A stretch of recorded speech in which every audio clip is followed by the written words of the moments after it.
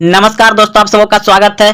Bihar board matric inter परीक्षा 2000 के लिए इंटर के लिए इतिहास और मैट्रिक के लिए सामाजिक विज्ञान में बिल्कुल इसी तरह से प्रश्न कई बार पूछे गए हैं और अन्य प्रतियोगिता परीक्षा में भी इस तरह का प्रश्न पूछता है। यह सभी प्रश्न जो है कि दोस्तों बहुत बार मैट्रिक और इंटर में पूछे गए हैं, तो आप यह 10 मिनट निकाल करके इस वीडियो को जरूर देखें, क्योंकि आपके परीक्षा में बिल्कुल हुबहू ऐसे ही प्रश्न एग्जाम हॉल में मिलेगा और आप तुरंत बना दीजिएगा। तो चलते हैं प्रश्न की ओर।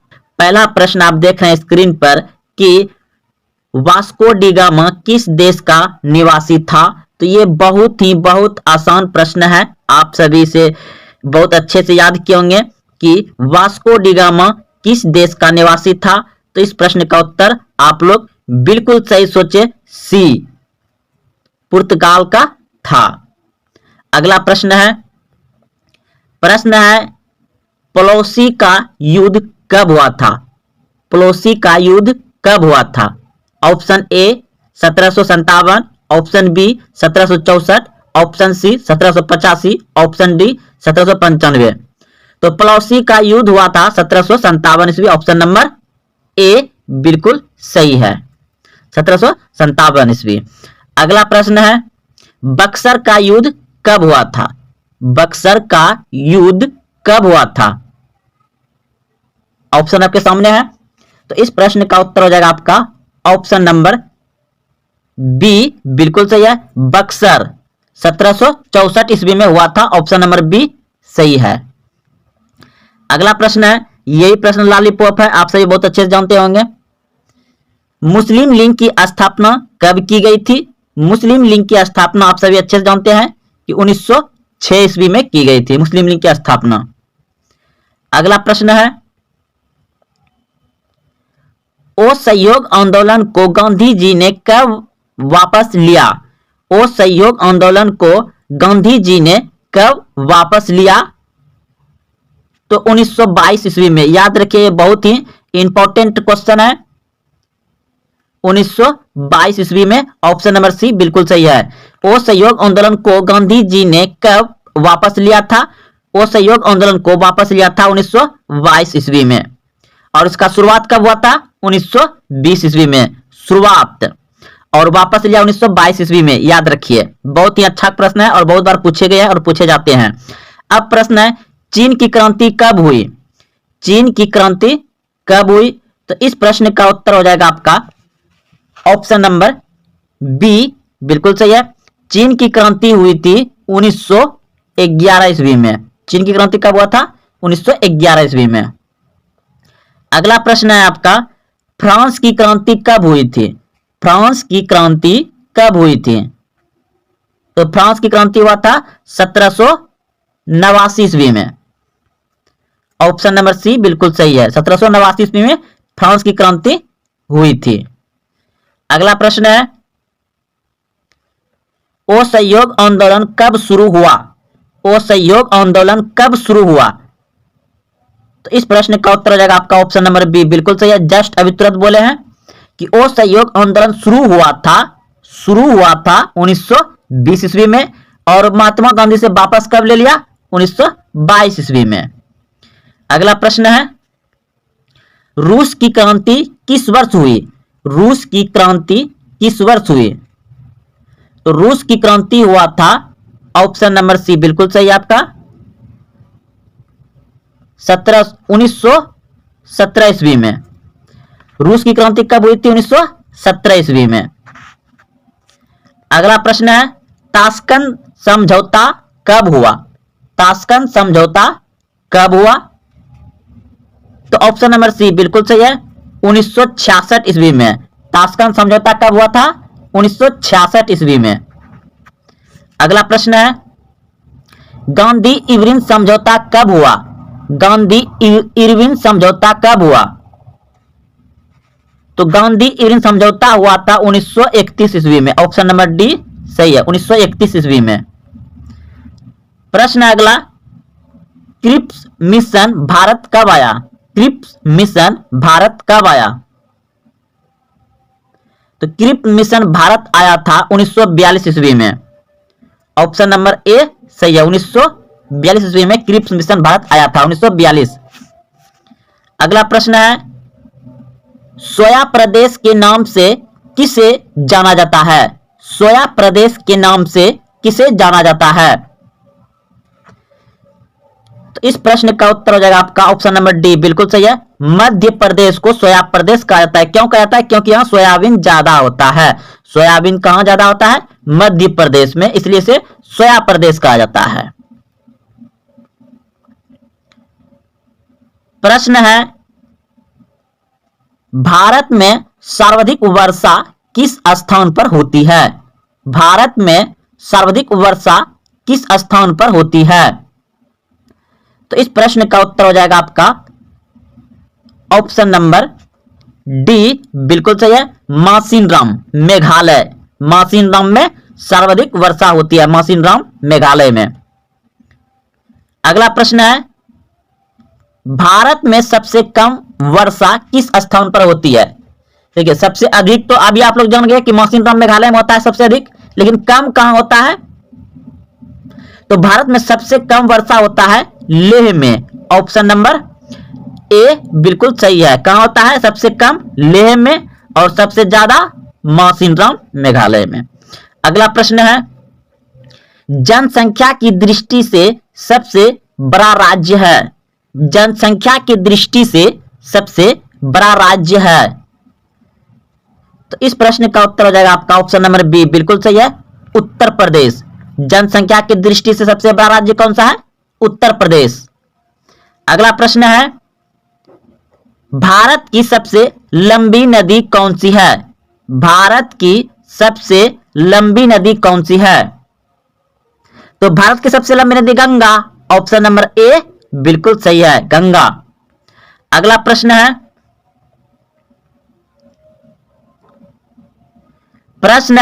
भारत का सबसे बड़ा डेल्टा है? भारत का सबसे बड़ा डेल्टा है? तो इस प्रश्न का उत्तर हो जाएगा आपका ऑप्शन नंबर सी, बिल्कुल सही है, सुंदरबन डेल्टा। सुंदरबन डेल्टा। अगला प्रश्न है, विश्व की सबसे बड़ी झील कौन सी है? विश्व की सबसे बड़ी झील कौन सी है? तो Caspian Sagar. Option number A बिल्कुल सही है। अगला प्रश्न है, भारत का प्रवेश द्वार किसे माना जाता है? भारत का प्रवेश द्वार किसे माना जाता है? ऑप्शन नंबर डी बिल्कुल सही है, मुंबई को भारत का प्रवेश द्वार माना जाता है। प्रश्न है, विश्व की सबसे लंबी पर्वतमाला कौन है? विश्व की सबसे लंबी पर्वतमाला कौन है? तो इस प्रश्न का उत्तर हो जाएगा एंडीज। ऑप्शन नंबर सी सही है। अगला प्रश्न है, विश्व का सबसे ऊंचा पर्वत शिखर कौन है? विश्व का सबसे ऊंचा पर्वत शिखर कौन है? विश्व का सबसे ऊंचा पर्वत शिखर है mount Everest. Mount Everest. Option number A सही है, माउंट एवरेस्ट। अगला प्रश्न है, भारत की सबसे लंबी नहर। भारत की सबसे लंबी नहर है Indira Gandhi. Option number D सही है, इंदिरा गांधी।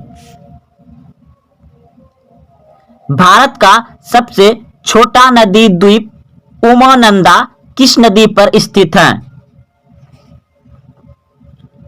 तो ब्रह्मपुत्र नदी पर। ऑप्शन नंबर डी बिल्कुल सही है, उमानंदा नदी किस द्वीप, यानी कि प्रश्न को फिर से पढ़ रहे हैं, भारत का सबसे छोटा नदी द्वीप उमानंदा किस नदी पर स्थित है? तो ब्रह्मपुत्र नदी पर। ब्रह्मपुत्र नदी पर।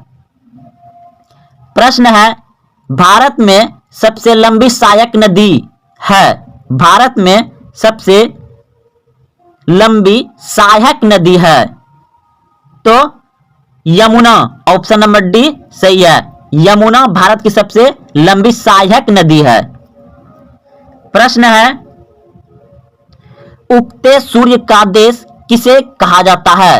उगते सूर्य का देश किसे कहा जाता है? तो जापान को। ऑप्शन नंबर सी सही है, जापान को उगते सूर्य का देश कहा जाता है। क्षेत्रफल के दृष्टि से सबसे बड़ा राज्य है। क्षेत्रफल के दृष्टि से सबसे बड़ा राज्य है राजस्थान। ऑप्शन नंबर ए सही है। और यह लास्ट क्वेश्चन बहुत ही वीवीआई क्वेश्चन है, ये बहुत बार पूछा गया और पूछे जाता ही है, तो आप इसे अच्छे से, यानी कि पूरा जितना इसमें 25-27 क्वेश्चन था दोस्तों, ये सभी बहुत ही इंपॉर्टेंट क्वेश्चन है बिहार बोर्ड इंटर मैट्रिक के लिए और अन्य प्रतियोगिता के लिए। ये सभी क्वेश्चन पूछे जाते हैं एग्जाम में। तो प्रश्न क्या था आपका? भारत का सबसे ऊंचा बांध है, भारत का सबसे ऊंचा बांध है टिहरी बांध। ऑप्शन नंबर सी बिल्कुल सही है, टिहरी बांध। ऑप्शन नंबर सी सही है। वास्को डी गामा पहली बार भारत कब पहुंचा था? वास्को डी गामा पहली बार भारत कब पहुंचा था? तो ऑप्शन नंबर डी बिल्कुल सही है, 1498 में। अगला प्रश्न है, तुम मुझे खून दो मैं तुम्हें आजादी दूंगा का नारा किसने दिया था? तुम मुझे खून दो मैं तुम्हें आजादी दूंगा का नारा किसने दिया था? सुभाष चंद्र बोस। ऑप्शन नंबर सी बिल्कुल सही है, सुभाष चंद्र बोस ने दिया था। दोस्तों यह सही प्रश्न बहुत ही महत्वपूर्ण है, बिहार बोर्ड में कई बार पूछे गए और पूछे जाते हैं, और इस बार प्रश्न जरूर पूछेगा क्योंकि यह 2 साल से नहीं पूछा गया और उससे पहले बहुत बार पूछे गए हैं। तो प्रश्न है, मजदूर दिवस किस तिथि को मनाया जाता है? मजदूर दिवस किस तिथि को मनाया जाता है? तो आपका ऑप्शन नंबर सी बिल्कुल सही है, 1 मई को मजदूर दिवस मनाया जाता है।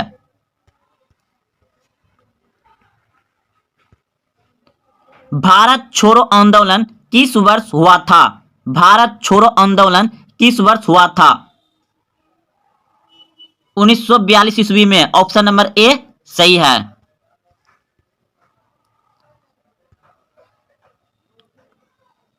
प्रश्न है, मेघालय की राजधानी कहां है? मेघालय की राजधानी कहां है? शिलोंग। ऑप्शन नंबर ए सही है। प्रश्न है, विश्व भर में अंतर्राष्ट्रीय महिला दिवस किस तिथि को मनाया जाता है? दोस्तों यह प्रश्न जो है कि अब की साल बहुत कम बार पूछा गया है, इसलिए इसे बिहार बोर्ड मैट्रिक सामाजिक विज्ञान 2023 में पूछेगा ही पूछेगा। आप इसे अच्छे से याद रखिए। विश्व भर में अंतर्राष्ट्रीय महिला दिवस किस तिथि को मनाया जाता है? तो 8 मार्च को पूरे विश्व में महिला दिवस मनाया जाता है। कब? 8 मार्च को। ऑप्शन नंबर बी सही है।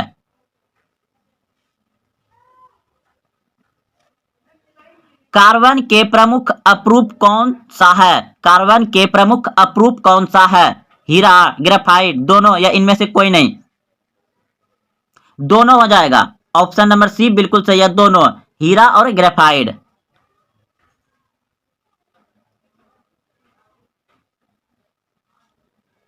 भोपाल गैस त्रासदी में किस गैस का रिसाव हुआ था? दोस्तों यह भोपाल गैस जो दुर्घटना हुआ था, इसमें कौन सा गैस जो फटा था, त्रासदी हुआ था, वो कौन सा है? तो इस प्रश्न का उत्तर हो जाएगा आपका ऑप्शन नंबर सी बिल्कुल सही है, methyl isocyanide. Option number C सही है। अगला प्रश्न है, द्रोणाचार्य पुरस्कार किसे दिया जाता है? द्रोणाचार्य पुरस्कार किसे दिया जाता है? द्रोणाचार्य पुरस्कार दिया जाता है खेल प्रशिक्षक को, यानी कोच को, खेल प्रशिक्षक को यानी कोच को दिया जाता है। इंसुलिन किसके द्वारा स्रावित होता है? इंसुलिन किसके द्वारा स्रावित होता है? अग्नाशय द्वारा। ऑप्शन नंबर ए सही है, अग्नाशय द्वारा इंसुलिन स्रावित होता है। बॉक्साइट किसका प्रमुख अयस्क है? बॉक्साइट किसका प्रमुख अयस्क है? एल्युमिनियम का। ऑप्शन नंबर सी सही है, एल्युमिनियम का। प्रश्न है, रक्त का पीएच मान कितना होता है? रक्त का पीएच मान कितना होता है? 7.4। रक्त क्या होता है? क्षारीय। क्षारीय कौन सा होता है? जो 7 से अधिक हो उसे क्षारीय कहते हैं, और जो 7 से कम है उसे अम्लीय कहते हैं, और जो 7 के बराबर है उसे उदासीन कहते हैं। जैसे जल का पीएच मान कितना होता है? 7, तो वह जल उदासीन है। प्रश्न है, प्रकाश वर्ष किसका मात्रक है? प्रकाश वर्ष किसका मात्रक है?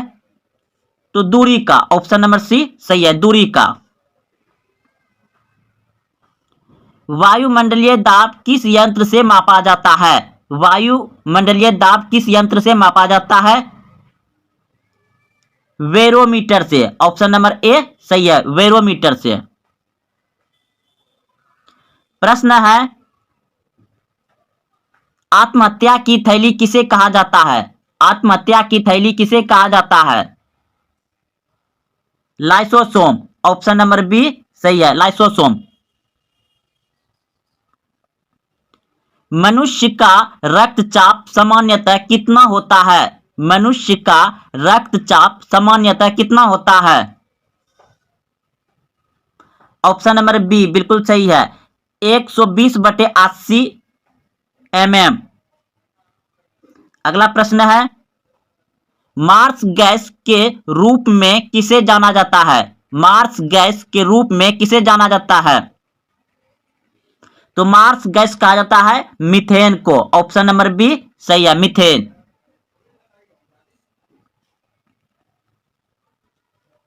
बिहार दिवस कब मनाया जाता है? बिहार दिवस कब मनाया जाता है? 22 मार्च को। ऑप्शन नंबर ए सही है, 22 मार्च को बिहार दिवस मनाया जाता है।